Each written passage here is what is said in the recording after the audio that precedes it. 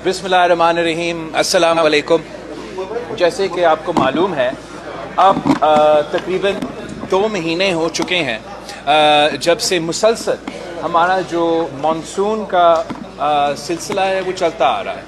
और अगर हम सिर्फ सूबा सिंध की बात करते हैं, जबकि ये सिर्फ सूबा सिंध को मुतासिर नहीं किया गया है, वैसे तो बलोचिस्तान, सूबा सिंध, जनूबी पंजाब, पख्तूनख्वा के जनूबी इलाके भी मुतासिर हुए हैं। लेकिन अगर हम सिर्फ सिंध की बात करते हैं तो अब तक आखिरी स्पेल तक 7 डिफरेंट जो स्पेल्स है वो आए हैं बारिशों के, एक के बाद एक जो है वो मज़ीद बारिश आता रहा है।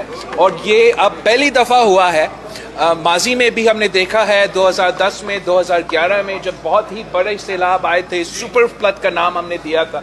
लेकिन ये पहली दफ़ा हम देख रहे हैं जहाँ दोनों राइट बैंक पे और लेफ्ट बैंक पे बारिश, इतना ज़्यादा बारिश हुआ है जिसकी वजह से सैलाब का सूरत हाल है सिंध भर में और बलोचिस्तान में भी और जनूबी पंजाब में भी। आज मैंने खुद जो अपने आँखें से देखा है, कोई ऐसा इलाका नहीं है, कोई ऐसे ज़मीन का टुकड़ा नहीं है जहाँ पानी से लोग मुतासिर नहीं हो चुके हैं। इंतज़ामिया भी कोशिश कर रहे हैं, अवाम ख़ुद भी कोशिश कर रहे हैं, मेहनत कर रहे हैं कि जो मुतासरीन हैं उनको मदद पहुँचाए। हमने अपना रिलीफ को फेस वाइज में हिस्सों में बांटना है।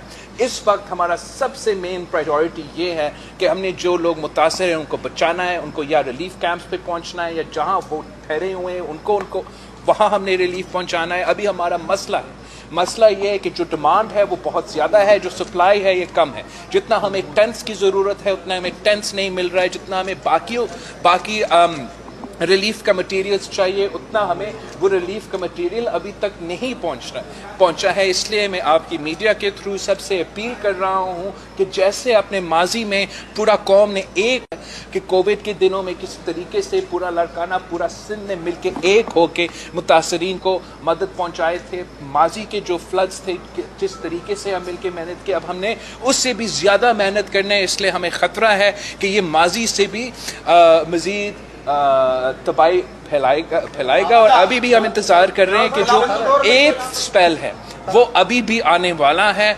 तो बहुत ख़तरनाक सूरत हाल है। आपको दुआ करना है, हमने सब दुआ करना है कि अल्लाह ताला हमारा अवाम को, जहाँ तक वज़ीर ख़ारजा की बात है, बिल्कुल नहीं, आप क्या गैर मुल्क की मदद मांगेंगे? मेरा एक प्लान था कि हमने एक यूरोप का एक टूर के लिए मैंने कल जाना था, नॉर्वे का, जर्मनी का, स्वीडन का, डेनमार्क का, लेकिन मैंने वो जो टूर है उसको पोस्टपोन किया है। इसलिए जितना नुकसान हुआ है वो बहुत ही ज़्यादा हुआ और हम सब अपने कोशिश कर रहे हैं कि हम लोगों को मदद पहुंचा सकें। लेकिन इस वक्त जो है अवाम मुश्किल में है, अवाम परेशान है।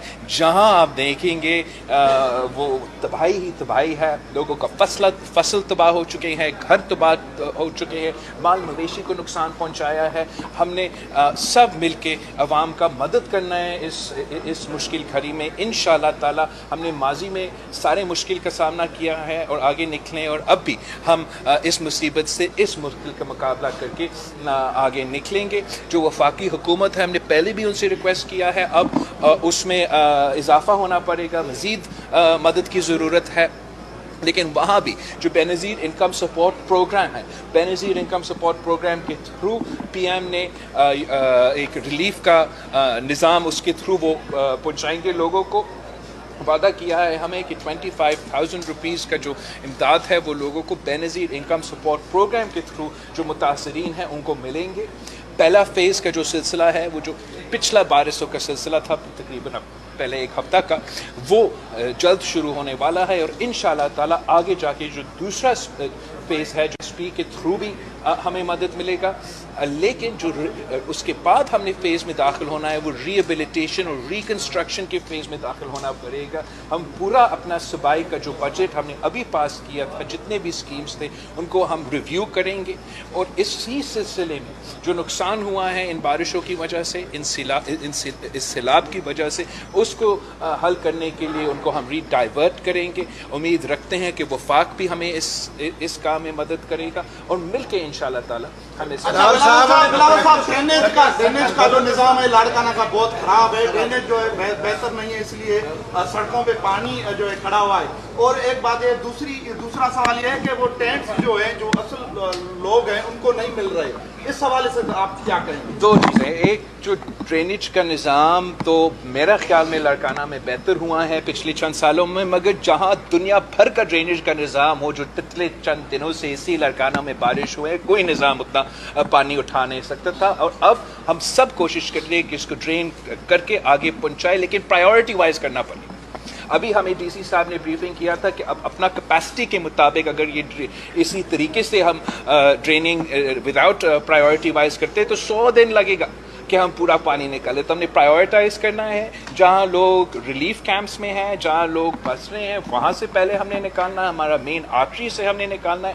جو فصل کو نقصان ہوا ہے وہ فصل کو اب نقصان ہو چکا ہے، تو آخر ہم وہاں کو اٹینشن دے سکیں گے، لیکن جو یہ اس حملہ کو، اس نیچرل کلیمٹی کو ہمیں پرٹیکولرلی یہ ہائی لائٹ کرنا ہے کہ یہ عام بارشوں کے نتیجہ میں نہیں ہوا ہے، ہمارا 2 مہینوں سے مسلسل جو مانسون کے بارشیں اور ہر بارش کا جو فیز آیا ہے وہ اس سے پہلے سے زیادہ جمع ہوا ہے، اور میں نے اتنا نقصان تو اپنا زندگی میں نہیں دیکھا ہے، لیکن میں امید رکھتا ہوں کہ کم وسائل تو صحیح لیکن زیادہ محنت سے ہم اس مصیبت کا مقابلہ بلاول صاحب جو آباد کر رہے ہیں اور بلوچستان غیر ملکی مدد مانگی تھی جب بالکل، ایسے ہم دیکھو جہاں تک ہم بہت شکر گزار ہیں ان ممالک کو جنہوں نے ابھی تک ہمیں مدد دیا ہے۔ آئی تھنک حال ہی میں جو یو ایس کا ایمبیسڈر تھا وہ سی ایم صاحب سے مل رہا تھا تو اس نے بھی